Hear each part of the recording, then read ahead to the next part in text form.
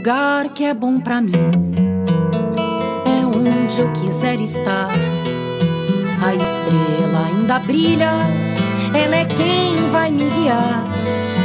Ser guerreira é minha sina, batalhando pra vencer.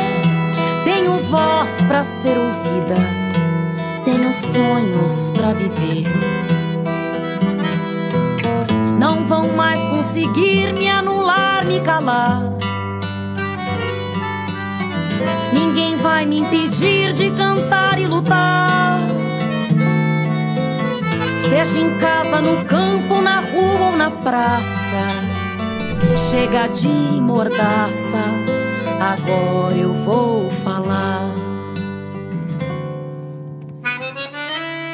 Porque eu sou mulher pra fazer acontecer. Eu sou uma delas, são elas por elas, ocupando os espaços de poder.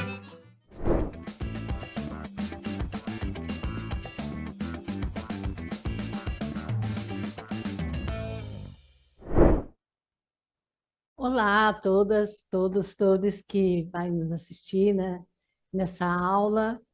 Nós estamos na semana do 8 de março e com essa aula com essa fala, né, essa conversa sobre o feminismo na América Latina e no Caribe, vai ter início as atividades e as comunicações da semana. Então, o que me foi pedido foi falar um pouquinho, fazer um balanço da luta das mulheres na América Latina. Isso é sempre bastante desafiador, porque nós temos uma realidade bastante complexa, né?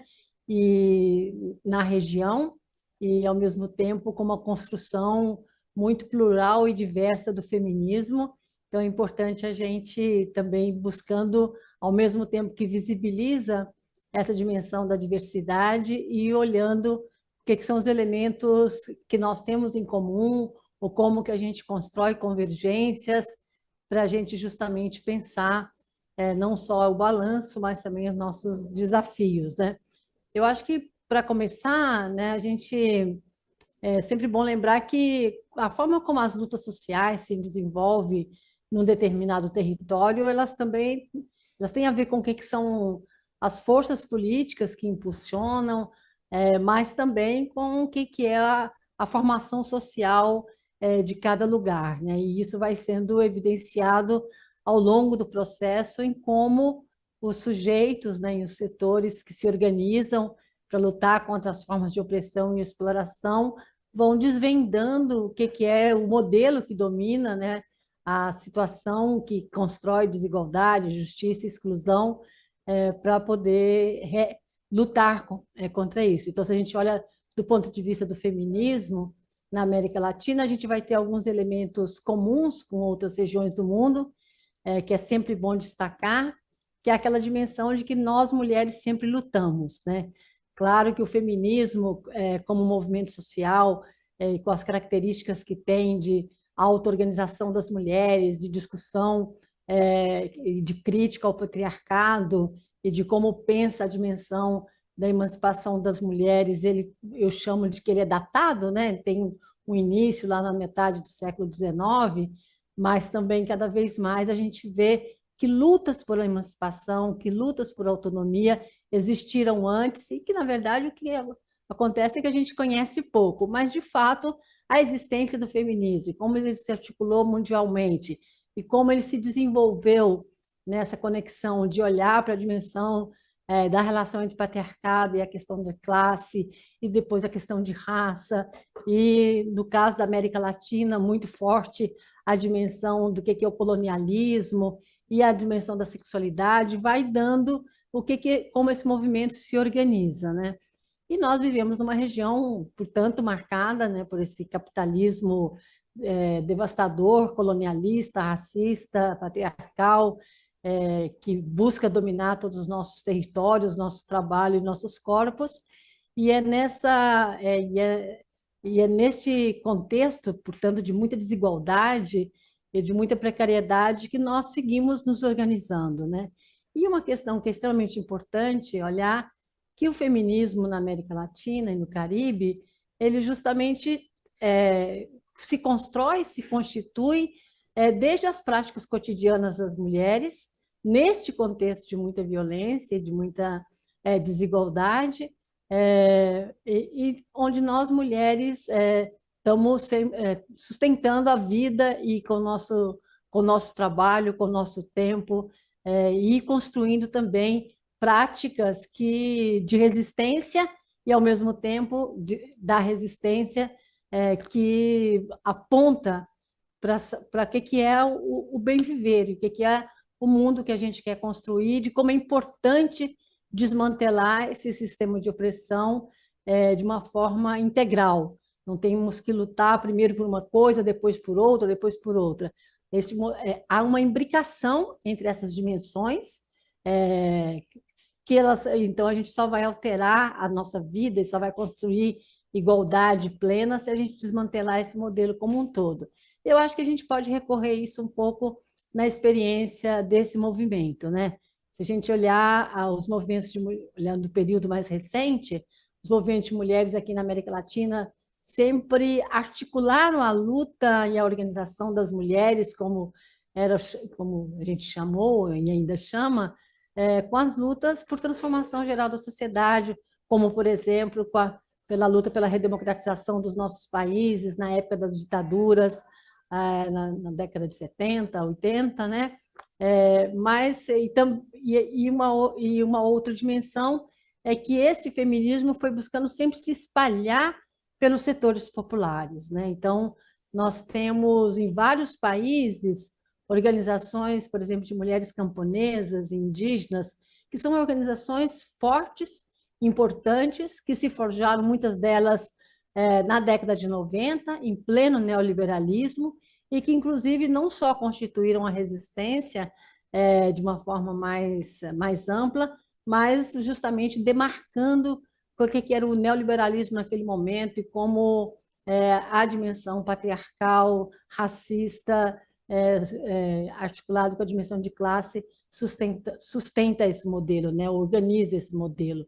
E, portanto, é uma luta das mulheres camponesas e indígenas extremamente importante. Nós podemos citar vários exemplos de vários países onde isso está acontecendo, assim como, por exemplo, a emergência das mulheres indígenas na nossa região, que vem de longe, né?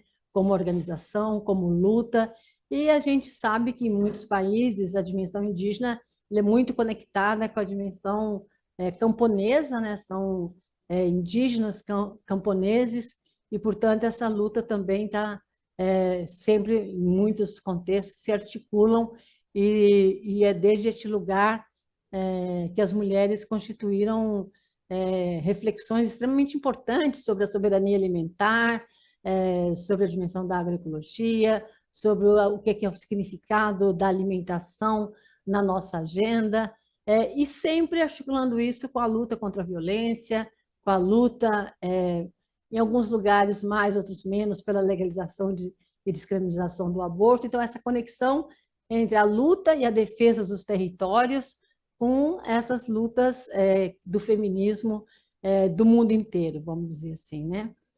E a gente sabe que nos últimos... E desde aqui da América Latina, nós temos contribuições imensas de várias, inclusive, correntes feministas que emergiram aqui, como o feminismo comunitário, ou o que é o papel do feminismo decolonial aqui na região, do feminismo negro. Há toda uma dimensão do feminismo caribenho, que é negro, que a gente conhece pouco e que nós precisamos conhecer mais, e que está sempre olhando justamente para essa imbricação das formas de opressão e de exploração, e buscando construir essa perspectiva política que a gente chama de decolonial, desde as nossas referências, né? E não com o olhar do colonizador ou com a referência eurocêntrica, né? Mas isso não nos impede, como movimento feminista na América Latina, de ter uma relação muito forte com o internacionalismo, né? Então, nós aqui na América Latina temos muitas conexões com os movimentos feministas do mundo inteiro. E isso tem a ver também com uma compreensão política, né, de que a gente não vai, que esse modelo de dominação ele tá operando em todas as regiões do mundo. Eu sou a Marilane Teixeira, sou economista, professora, pesquisadora do Centro de Estudos Sindicais de Economia do Trabalho, do Instituto de Economia da Unicamp, e também sou assessora sindical, colaboradora, né, nos temas de gênero, trabalho, relações de trabalho. E uma saudação, então, a todas e a todos que estão nos acompanhando. E eu vou hoje conversar sobre condições de trabalho e paridade salarial. Acho que nós estamos num mês muito especial, né? Porque nós temos o Dia Internacional da Mulher, então o mês de março ele acaba sendo uma data muito importante, uma data para celebrar, né? Mais do que comemorar, nós estamos celebrando as lutas, né, das mulheres e, evidentemente, aproveitando a oportunidade para poder chamar atenção para as situações ainda de muita desigualdade, de muita precariedade, que envolve várias dimensões da vida das mulheres, mas, em especial, evidentemente, o tema do trabalho, que é exatamente isso que eu vou tratar. Então, eu vou começar chamando a atenção para que, assim, primeiro, as condições de inserção das mulheres na atividade produtiva, né, no mundo do trabalho, ela ocorre muito em função da própria forma como as mulheres, de uma maneira geral, elas conseguem compatibilizar, né, o trabalho de produção, o trabalho na atividade econômica, né, com o trabalho que a gente chama de reprodução, que é o trabalho de cuidados e afazeres domésticos. E esta relação entre o trabalho de produção e o trabalho de reprodução, ele está presente em toda a trajetória laboral de vida das mulheres. Em qualquer contexto, por exemplo, econômico, social, histórico, em que a gente analisa as condições de inserção das mulheres no trabalho, esta relação entre o trabalho produtivo no mercado e o trabalho reprodutivo sempre esteve presente lá. Mas, às vezes, parece que há um abismo que separa essas duas dimensões, né? O trabalho da produção e o trabalho da reprodução. Como visto muitas vezes e reiterado várias vezes, mesmo quando a gente fala no século XXI, de que como se o espaço da produção econômica do mercado fosse um espaço só masculino, dos homens. E o espaço privado, o espaço da família, é o espaço das mulheres, né? E essa concepção, essa ideia que permeia ainda muito fortemente as nossas sociedades, impacta, evidentemente, em todas as dimensões da vida, principalmente das mulheres. E, a respeito disso, a gente, olhando a experiência do Brasil, mas também olhando outros países, se percebe que nas últimas décadas se avançou muito a participação das mulheres no mundo do trabalho. Ou seja, o que é a participação? São aquelas mulheres que estão em idade ativa, né, que podem já participar do mercado de trabalho, que estão inseridas no mercado de trabalho. Se nós olharmos nos últimos 40, 50 anos, mais do que dobrou a taxa de participação das mulheres no mercado de trabalho no Brasil. Mas ainda é uma taxa relativamente baixa quando eu comparo com os homens, por exemplo. Os homens, mais de 75% dos homens em idade ativa participam do mercado de trabalho. As mulheres está em torno de 55%. E a gente percebe que essa taxa ela pouco se alterou nas últimas décadas, né? E para que a gente possa compreender por que isso acontece, é óbvio que a gente precisa colocar, inserir nas nossas reflexões a questão do trabalho reprodutivo, o trabalho de cuidados, né? Mas, ao mesmo tempo em que cresce essa participação, né, das mulheres, essa ampliação, ela ocorre marcada por muitas desigualdades, né? Principalmente quando a gente analisa a forma como as mulheres negras se inserem no trabalho produtivo e remunerado, que é de forma muito desigual, muito desequilibrada na comparação com parte das mulheres brancas, mas principalmente com os homens negros e com os homens brancos, né? Mas, ao mesmo tempo, e isso é importante, e que há cada vez mais uma pressão para uma inserção cada vez maior das mulheres no espaço de produção econômica, no trabalho remunerado, assim como cresce também no Brasil, e provavelmente os dados do censo que está sendo realizado, que vão ser brevemente divulgados, né, vão mostrar isso, como cresce a participação dos domicílios chefiados por uma única pessoa, adulto, na maioria deles chefias de mulheres, tá? Que são as únicas responsáveis pelo domicílio. Os últimos dados já davam conta de mais ou menos 46% dos domicílios brasileiros eram chefiados por mulheres.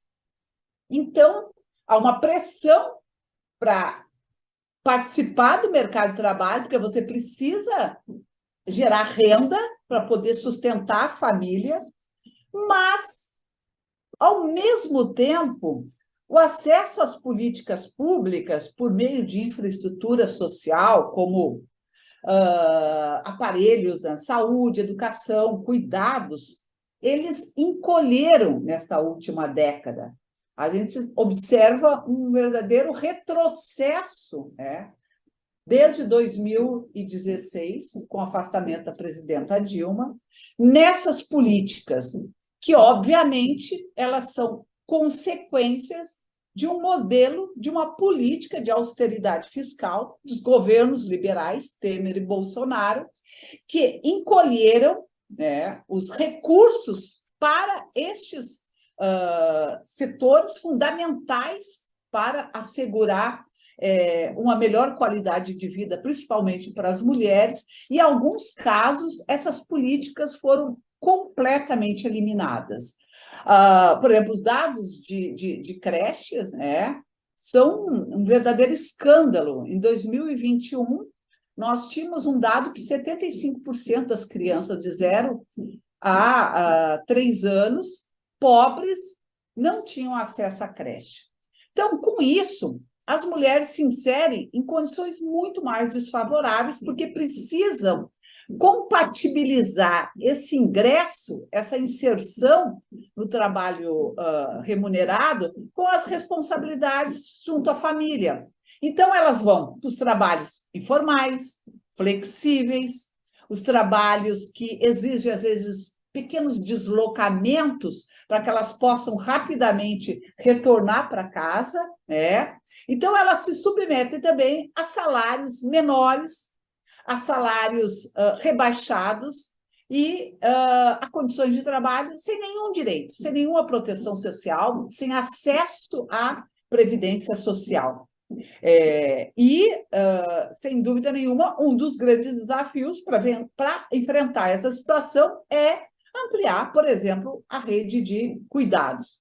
E isso óbvio que também tem implicações no tempo de contribuição. Quando uma mulher se insere num trabalho precário, um trabalho mais vulnerável, um trabalho informal, ela deixa de contribuir para a Previdência Social, e isso vai ter impacto lá quando ela estiver alcançado a idade para aposentadoria e ela não poder ter o acesso ao benefício porque ela não tem o tempo mínimo de contribuição. e todas nós sabemos que isso piorou muito, se agravou muito a partir da reforma da Previdência em 2019. E isso tudo tem impacto sobre os rendimentos, que é disso que nós vamos falar agora, porque o tema das desigualdades salariais, ele sempre foi um tema presente em toda a estrutura do mercado de trabalho e sempre marcou as diferenças entre homens e mulheres.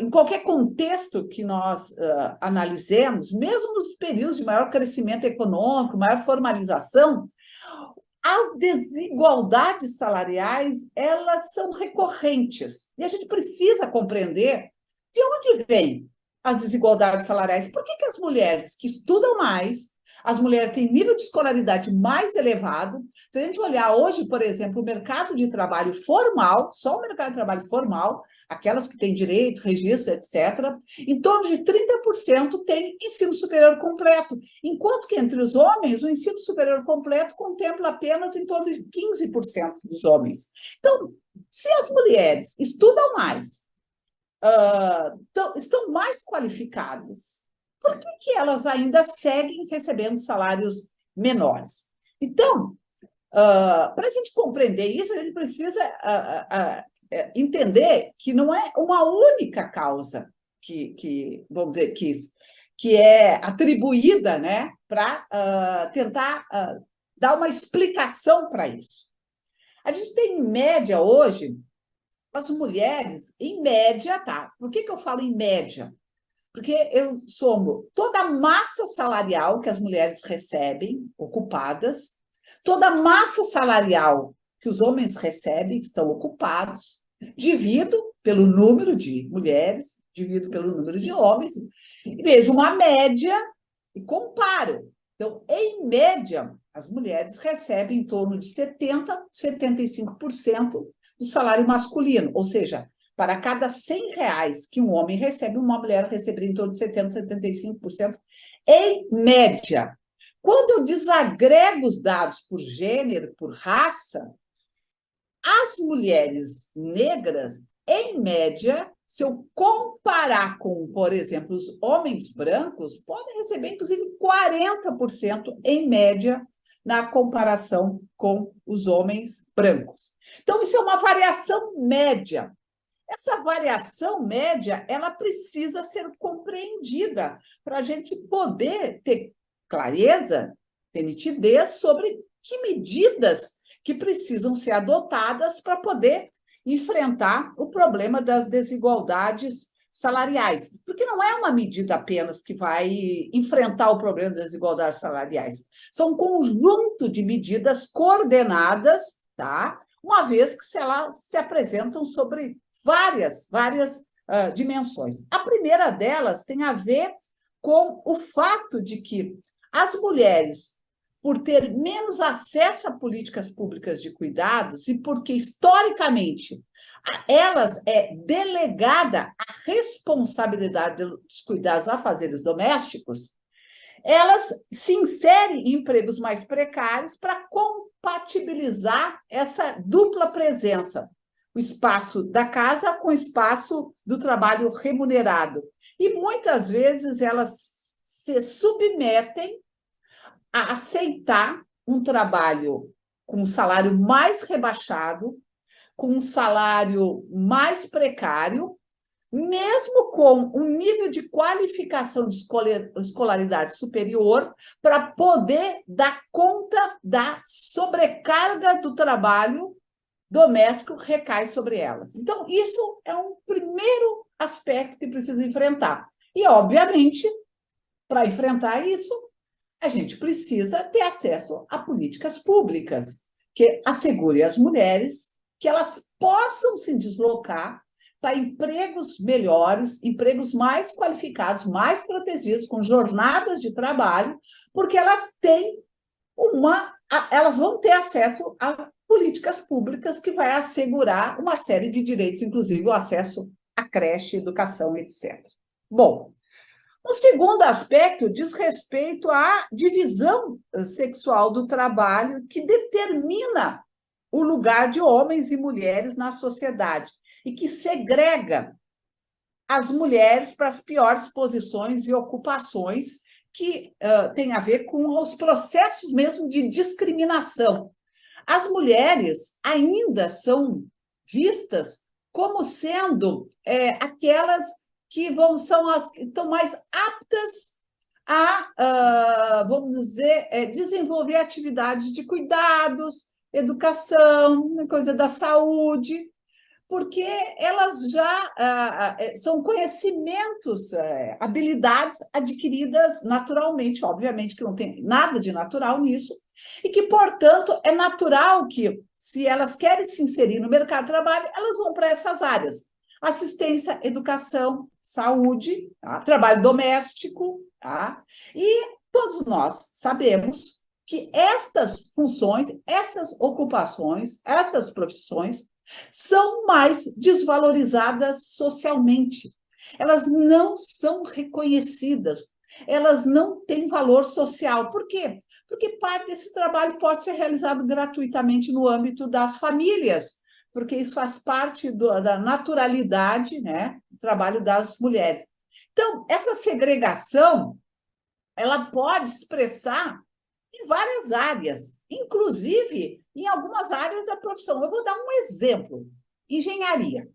Nós temos pelo menos 13 tipos, né, de engenheiros: engenheiro mecânico, engenheiro ambiental, engenheiro civil, enfim.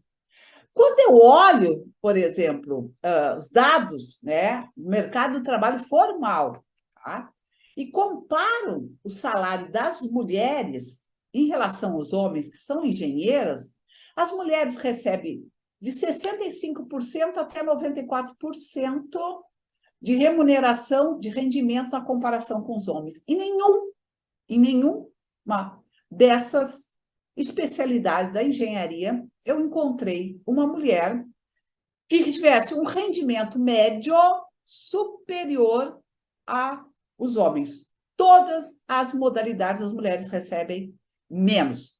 As que elas recebem um pouquinho melhor, ou seja, acima lá, 65%, 66%, 90% do salário masculino é engenharia ambiental e de alimentos, que inclusive tem uma característica muito associada com o que é considerado atividades típicas das mulheres. Óbvio, na engenharia as mulheres vão para a questão ambiental, na engenharia as mulheres vão para a engenharia de alimentos.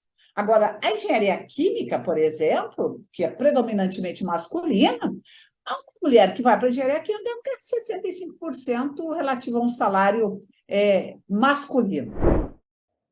Olá, boa tarde. Eu me chamo Léo Ribas, estou articuladora nacional da Liga Brasileira de Lésbicas. Também sou articuladora nacional da Rede Lésbica Brasil, que é a rede nacional de ativistas e pesquisadoras lésbicas e bissexuais. Faço parte do Conselho Nacional Popular LGBTI+, e venho tendo a minha trajetória dentro da defesa e promoção dos direitos humanos das mulheres LGBTs. Eu tenho 50 anos, faço 29 anos de militância esse ano, e estou aqui para conversar com vocês um pouquinho sobre as políticas emancipatórias e os seus processos.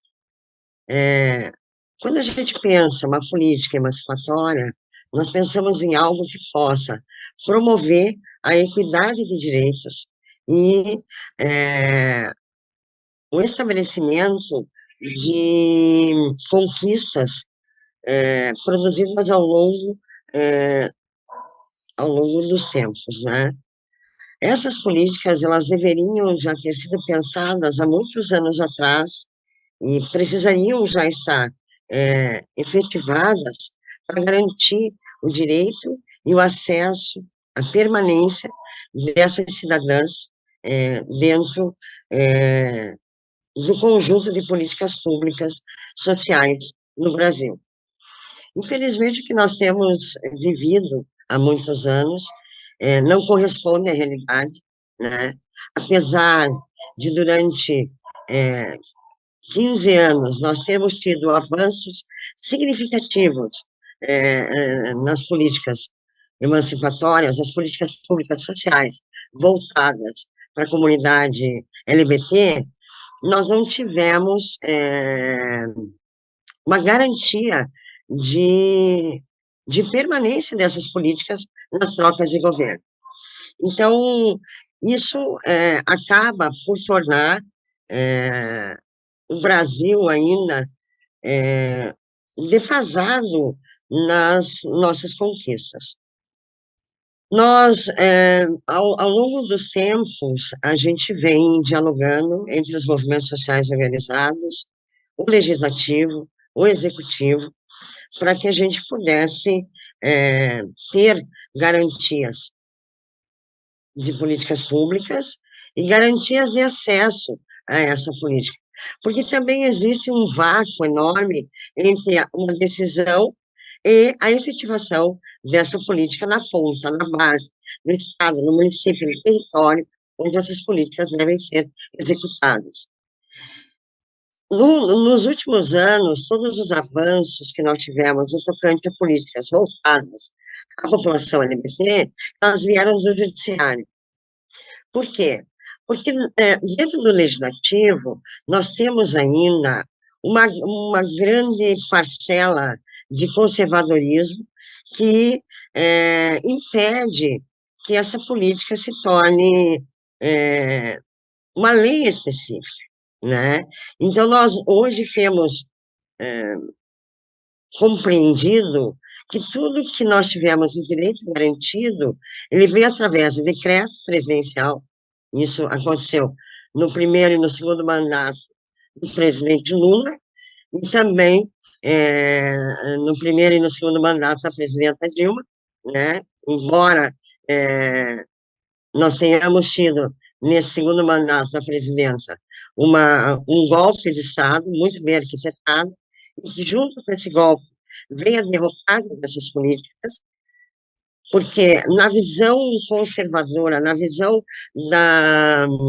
das religiões neopentecostais, que adentraram no Congresso Nacional, a política pública voltada para a população LGBT é a política do mimimi. Não há necessidade dessa política, que nós não precisamos ter direitos diferenciados de outras populações. E isso vem se desdobrando desde 2016 para cá, o que culminou, né, na eleição do próprio ex-presidente Jair Bolsonaro, que, inclusive, utilizou da pauta da política pública social para a população LGBT como um todo, como palco político dele, né, atestando e sempre reforçando o estigma a essa população e toda a violência que ele produziu através dos seus discursos de ódio. Então, pensar numa política emancipatória é pensar em proteger a vida de um ser humano.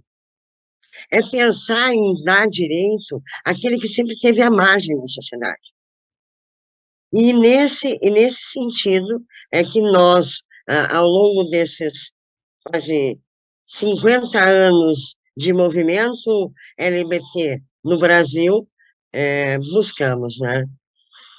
É muito complicado pensar que nós pagamos nossos impostos, que nós exercemos toda a nossa parte cidadã no tocante ao que nós temos que doar nosso para a sociedade. Mas, no que se refere ao que vem da sociedade, da política pública para nós, não é respeitado. Não existe um direito exercido. Nós sequer somos sujeitas de direitos, né? Eu me lembro até hoje, vou fazer um parênteses aqui, eu me lembro até hoje, no primeiro discurso do presidente Lula, em 2004, quando ele afirma que nós também éramos sujeitas de direito. Foi a primeira vez no Estado brasileiro que um presidente da República se direciona a uma população, a população LGBT, nesse caso, como sujeito de direito, que nós nunca tínhamos sido reconhecidas e reconhecidos até aquele momento como sujeitos de direito. Então, nessa trajetória toda, nós tivemos diversas lutas, diversos embates, diversas ativistas nossas ficaram pelo caminho na luta por esses direitos. Direitos que a gente deveria de ter, como qualquer outra pessoa tem. Acesso à saúde de uma forma humanizada, acesso à educação com garantia de permanência para a gente dentro do ambiente escolar, direito à segurança pública, direito à vida. Nós não temos. Mas hoje, nós vislumbramos um outro momento, né? Começa-se um ano com a garantia de um novo governo, de um governo democrático, de um governo afetuoso, de um governo que realmente olha para o seu povo, olha para as mazelas desse povo e garante a esse povo que não vai esquecer de ninguém.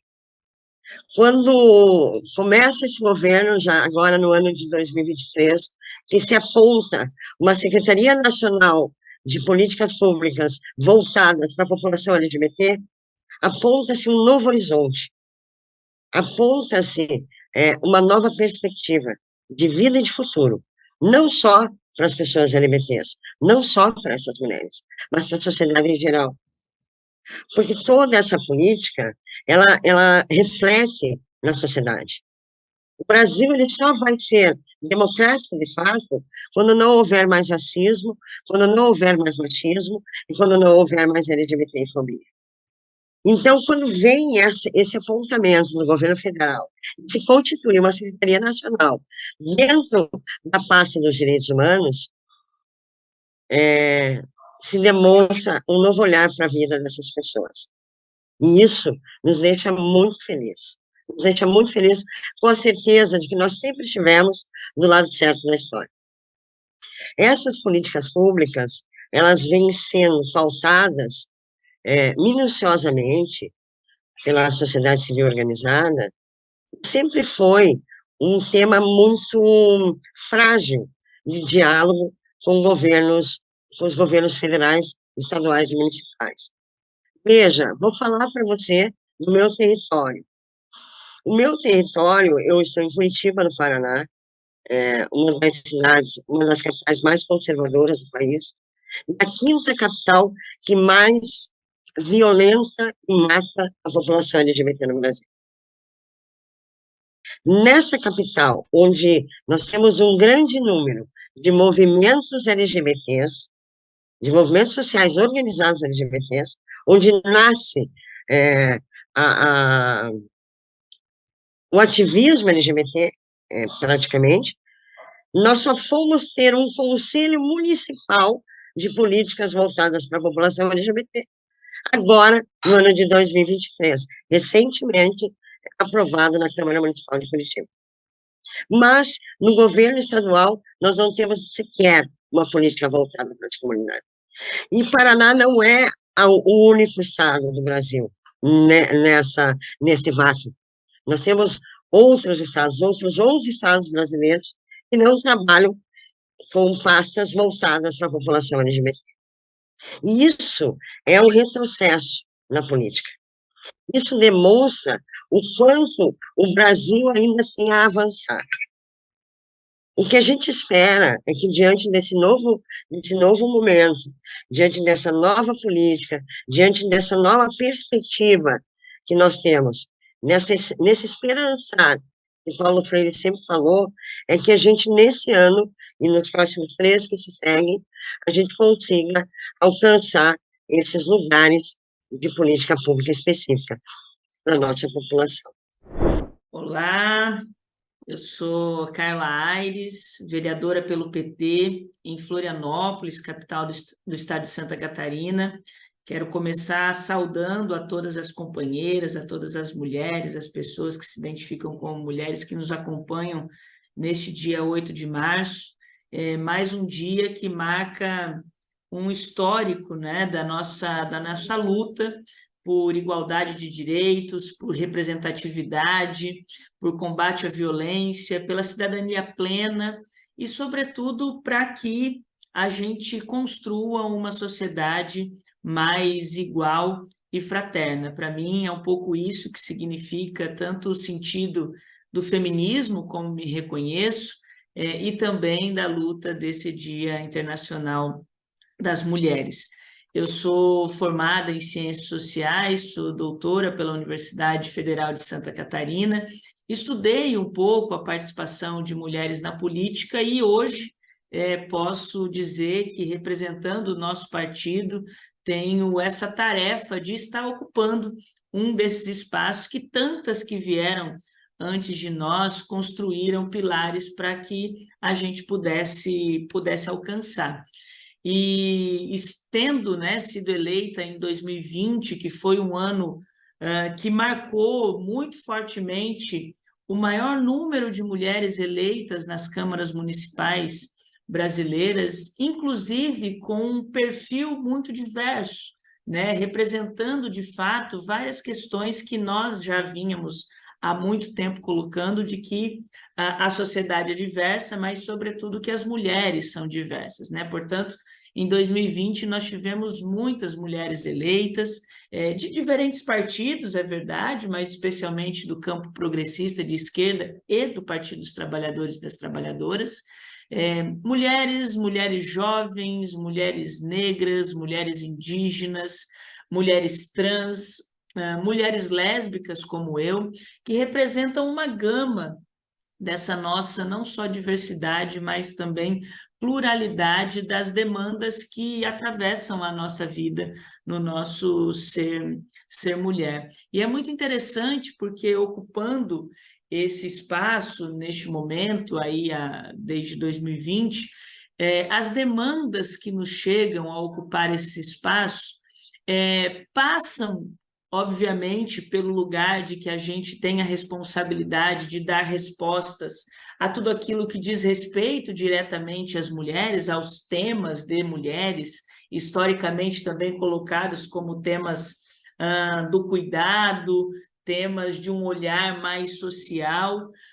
Porém, eu acredito que é um desafio da política e do próprio aprofundamento democrático que a sociedade e que esses espaços de poder e decisão, de representação, de representatividade, também também olhe para as mulheres como representantes no seu sentido mais amplo, né? Porque parece que, assim, existem os representantes da cidade ou os representantes do Estado, que são os homens que estão na política há tanto tempo, que podem falar sobre tudo, e que nós, mulheres, quando chegamos nesses lugares, estamos aqui restritas a opinar, a falar, a demandar só o que diz respeito às mulheres. Claro que nós queremos falar disso, porque a gente sabe que, durante muito tempo, a nossa ausência desses espaços invisibilizou demandas específicas. Mas é muito importante que a gente faça um debate, faça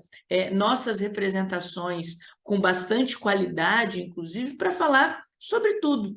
No caso das vereadoras, falar sobre a cidade no seu sentido mais amplo, discutir orçamento, discutir planejamento urbano, discutir regras de ordenamento da cidade, discutir tributação, discutir tudo isso que muitas vezes acham que nós não sabemos opinar, ou que as nossas opiniões, o nosso olhar sobre determinadas questões são menores.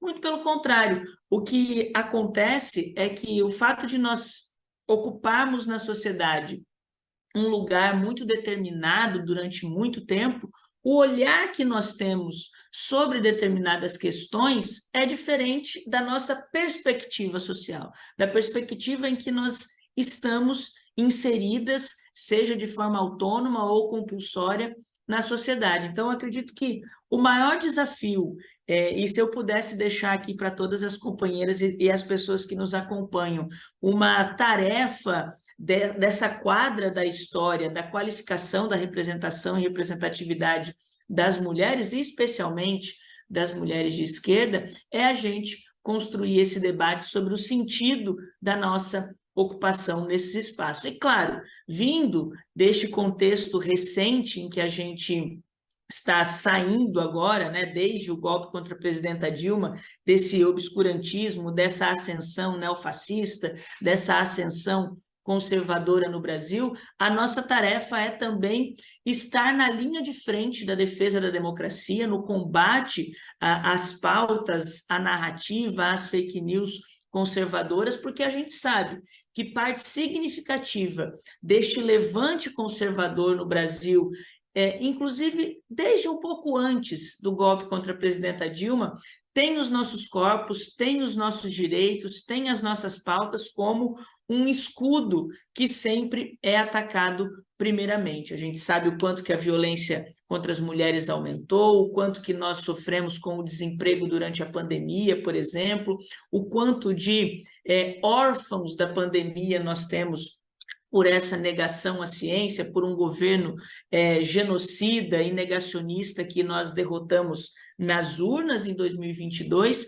mas que precisamos ter muita nitidez de que não derrotamos completamente os seus valores na sociedade, e por isso que é tão importante esta retomada que nós estamos fazendo, esta retomada democrática, colocar esses entendimentos no centro de todos esses debates, no centro, por exemplo, das conversas, dos projetos, das ações que forem dadas em relação à cultura no Brasil, em relação ao enfrentamento e mitigação das mudanças climáticas. A COP 2026 apontou que 80% das pessoas impactadas com os processos de mudanças climáticas no mundo são mulheres, porque estão mais expostas à vulnerabilidade, estão mais expostas às áreas de suscetibilidade geográfica, estão mais expostas à pobreza, estão mais expostas ao cuidado. Então, é muito importante que toda essa retomada democrática tenha como perspectiva de gênero um princípio, inclusive porque nos próprios objetivos do milênio essa perspectiva de gênero está colocada. E mais uma vez eu repito, porque para mim é muito importante, não só para pensar temas específicos, como, por exemplo, a própria violência, ou a saúde da mulher, ou a questão de creches, etc. Não, a mobilidade urbana afeta diretamente as mulheres, o número de cirurgias, consultas eletivas no SUS afetam diretamente as mulheres ou indiretamente pelo papel do cuidado. Então, é preciso entender, e nós esperamos e temos certeza que com esse novo governo do presidente Lula, que com a ministra Cida à frente do Ministério das Mulheres, numa perspectiva interministerial, intersetorial, a gente vai poder construir essa democracia que tem a perspectiva de gênero como um princípio do combate às desigualdades e um princípio para também a construção de uma sociedade anticapitalista e mais igual. Nós temos uma bancada eleita nas últimas eleições de 19 mulheres, se não me engano, 18. Eu sou, por exemplo, a primeira suplente de deputado federal aqui pelo meu estado. Nós temos uma deputada e um deputado, eu sou primeira suplente. A segunda suplente também é uma mulher, porque nós tomamos a frente de forma muito definitiva nesse processo eleitoral e, por isso, queremos estar no centro dessas discussões. Mas é claro que toda essa característica, todo esse perfil, todo esse cenário que a gente vem superando dos moldes da ocupação dos espaços de representação, de decisão e de poder, que vem desde a garantia do voto das mulheres lá em 1932, 34, e paulatinamente acrescido de uma maior eleição e maior ascensão dos nossos corpos nesses espaços pós-redemocratização e depois com a legislação dos 30% das candidaturas, e a gente vem mudando esse cenário, e vem mudando esse cenário muito mais a partir dos municípios e depois nas assembleias e depois no Congresso Federal, inclusive porque existem estudos que apontam que as mulheres conseguem ocupar espaços de poder e decisão quando os níveis de representação são mais baixos, portanto, conselhos gestores, audiências públicas e câmaras municipais, porque são espaços de participação mais próximos da sua vida, da sua rotina, e especialmente também com essa divisão ou essa má divisão sexual do trabalho que nos relega o papel do cuidado. E quando nós passamos a ocupar mais esse espaço, e especificamente desde que nós tivemos o lamentável assassinato da vereadora Marielle Franco, o debate sobre a presença das mulheres ganhou um peso, uma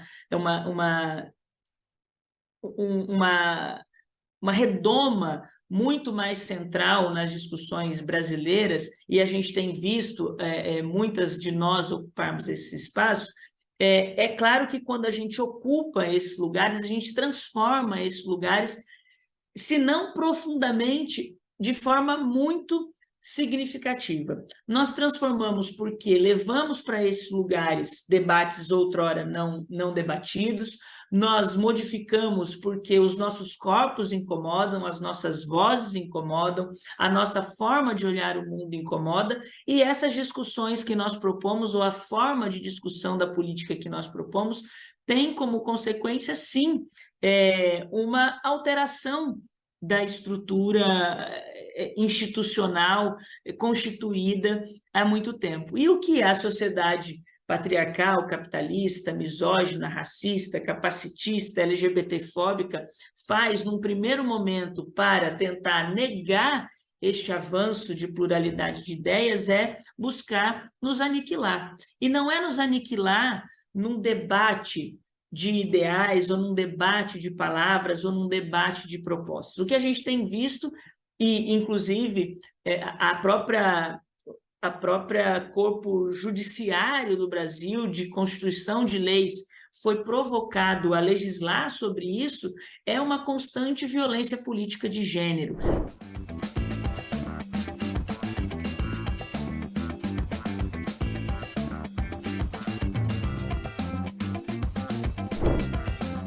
Se você perdeu alguma aula, acesse a playlist TV Elas por Elas Formação no canal da TV PT no YouTube ou em formato de podcast no Spotify.